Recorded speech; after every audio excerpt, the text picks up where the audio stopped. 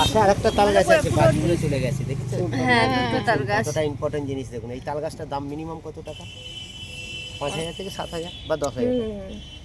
এটার পিছনে 43 লক্ষ টাকা খরচা করেছে বাঁচিয়ে রাখার জন্য গাছটা। বাঁচিয়ে রাখার জন্য না, বাজ পড়ে তাল গাছটি পুড়ে গেছে। হ্যাঁ, পুড়ে গেছিল। এই যেখানটায় দেখুন ছোট ছাতা করা আছে, হ্যাঁ, চাল যেটা আছে ছোট হ্যাঁ, চাল হ্যাঁ। একটা করা আছে, ওইখানটায় সেলাই আছে। আচ্ছা, অপারেশন হয়েছে ওখানে। অপারেশন হয়েছে গাছটার। অন্য তাল গাছের মাথা সহ নিয়ে এসে এখানটা সেলাই করা হয়েছে।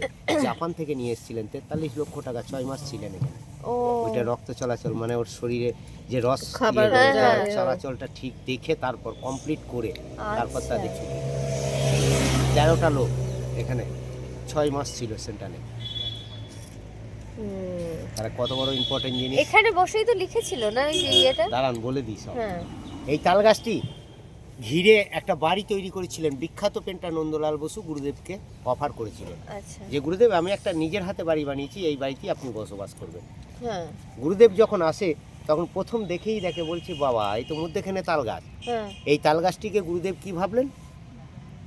ভারতের জাতীয় পতাকার সঙ্গে তুলনা করলেন। আচ্ছা। বলছে ভারতের জাতীয় পতাকা যেভাবে দাঁড়িয়ে থাকে তাল গাছটি সেইভাবে দাঁড়িয়ে আছে। তাই উনি কী করলেন, বাড়ির সম্মুখে দাঁড়িয়ে উনি ভারতের জাতীয় সঙ্গীত গাইলেন সর্বপ্রথম, জনগণ মন অধিনায়ক জয় হে ভারত ভাগ্য বিধান। তারপরে এই বাড়িটি বসবাস করলেন। এই বাড়িটি বসবাস করার মুহূর্তে উনি কী করলেন, মধ্যেখানে একটা তাল গাছ দেখেছেন বলে বিখ্যাত একটা কবিতা লিখলেন এই বাড়িতে বসে। যে কবিতাটা হচ্ছে তাল গাছ এক পায়ে দাঁড়িয়ে সব গাছ ছাড়িয়ে উঁকি মারে আকাশ। তারপরে এই বাড়িটি খড়ের চাল মাটির বাড়ি, তাকে বলা হয় কুঠি বাড়ি, আগেই বলেছিলাম।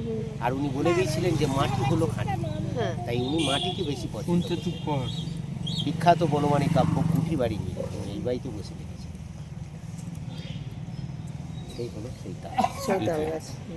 শুধু দেখে তাল গাছ দেখে বেরিয়ে চলে গেলে হয়। হ্যাঁ, সে এর তো অনেক ঠিকই। কিছু- অনেক কিছু